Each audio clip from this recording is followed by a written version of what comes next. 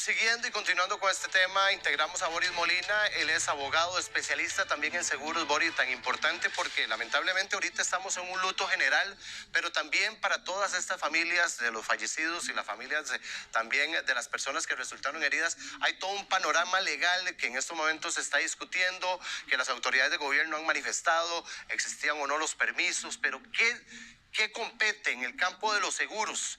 Obviamente que lo que podemos saber, o lo básico, Boris, es que el transporte público sopesa y está acuerpado por un seguro que diligentemente y posteriormente podría beneficiarnos, en este caso, a estas familias. ¿Cómo entender el tema, Boris? ¿Qué tal?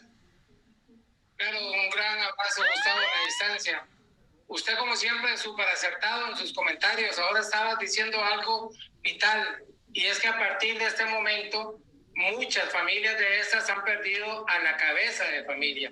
Es decir, aquella persona que era la que llevaba el sustento económico a todas las demás.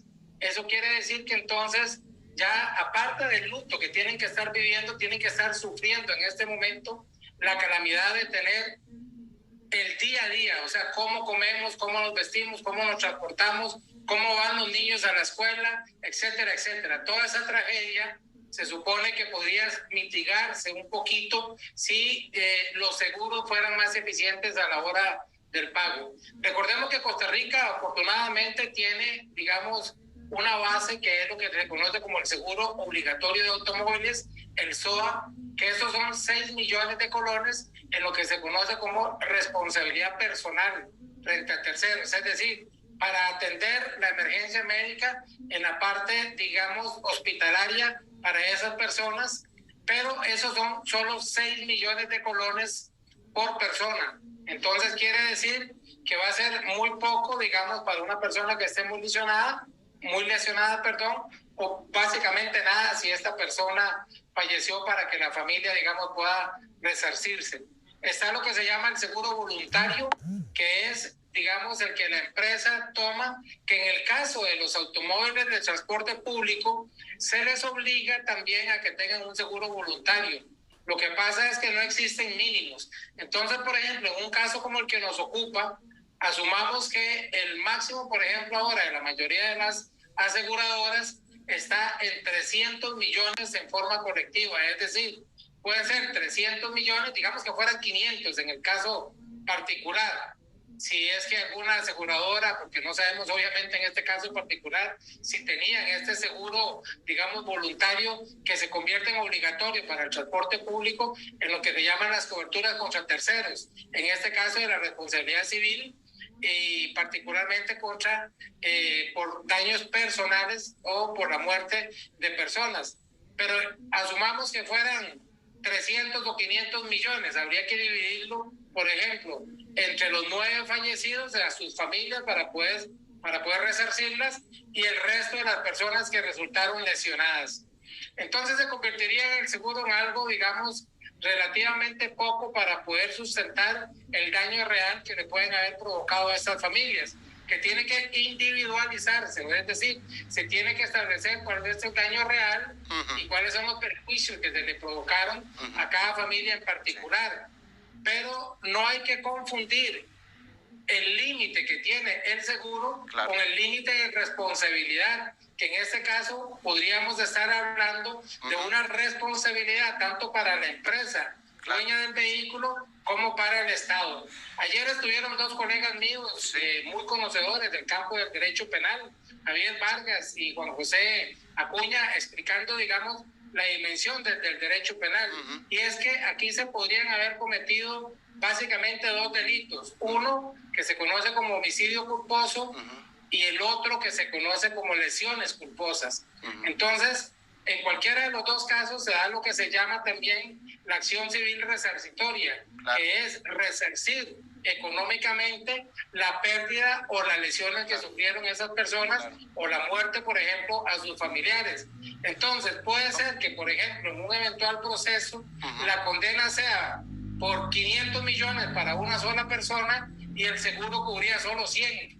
Entonces quiere decir que los 400 restantes tendría que pagarlos, en este caso, la empresa dueña del vehículo y solidariamente el Estado.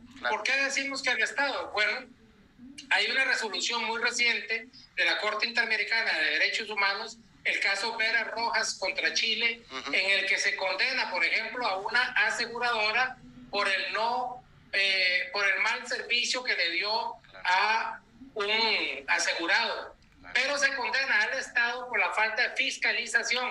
Hay un principio que se conoce como la culpa in vigilando, un instituto jurídico que quiere decir en este caso que el Estado está obligado a vigilar, a fiscalizar, a controlar cuáles son, por ejemplo, las condiciones del vehículo. Por eso se tiene la revisión técnica, pero además si se cuenta o no se cuenta con los permisos. Si el Estado fue negligente en esta situación, entonces el Estado es responsable también. Y además podría ser, Gustavo, en el caso de no haber previsto, por ejemplo, en esos derrumbes, si contaban con las previsiones de emergencia necesarias. Boris, se ha hablado... Por eso decimos que el Estado puede ser responsable. Claro, Boris, se ha hablado mucho. Bueno, primero hicimos la consulta al Instituto Nacional de Seguros, como es el ejercicio periodístico. Ellos nos dicen que hay un tema de confidencialidad entre las partes por ser un hecho... Por lo menos así lo indicaron, un contrato privado entre el INS y, en este caso, la empresa de transportes. Se ha hablado y han existido muchas dudas. Es más, el Ministerio de Obras Públicas y Transportes y el ministro también ha hablado y considerado algunos temas como si el autobús tenía permisos o no para trasladar personas de San José a Guanacaste, Guanacaste a San José, si el autobús estaba registrado actualmente o tenía los permisos vencidos. Pero usted me explicaba, Boris, que es un tema que me parece que la gente tiene que conocer. Pese a todo lo que se pueda indicar en cuanto a las condiciones del servicio que se dio, la parte legal en cuanto a la manifestación o a la entrega de un seguro para las víctimas es algo que prácticamente es casi definitivo. Excelente pregunta, Gustavo, porque eso tiene que ver con un tema de responsabilidad. Vamos a ver, hay una responsabilidad frente a las personas víctimas y a sus familias. Hay una responsabilidad entre la empresa y la aseguradora, y hay otra responsabilidad entre el Estado y la empresa. En este caso, si hablamos de la responsabilidad que tiene que ver directamente con las víctimas o con sus familias, que son los beneficiarios, digamos, de la potencial indemnización, entonces serían solidariamente responsables la empresa y el Estado. Entonces, frente a ellos tienen que responder, y para eso hablamos de lo que se llama una responsabilidad objetiva, que está en el 1048 del Código Civil y en el 35 de la Ley de Protección al Consumidor. Eso quiere decir que entonces no importa si hay permiso o no hay permiso, quién tuvo la culpa, para efectos del consumidor, en este caso del beneficiario, de las víctimas, tienen que pagar o la empresa o el Estado, pero alguien tiene que hacerse responsable frente a él. Ya la discusión del permiso es una discusión que no puede afectar a las víctimas. Es una discusión entre la empresa y el Estado, o entre la empresa y la aseguradora, que, por ejemplo, a mí me parece que salvo que el seguro expresamente contemple una limitación en ese sentido, no tendría por qué no pagarle a la empresa si es que la empresa tenía asegurado, porque lo que se asegura es el riesgo. En este caso, el riesgo de un transporte público no está determinado a una ruta en específico. Por lo menos habitualmente en los seguros no se estila eso.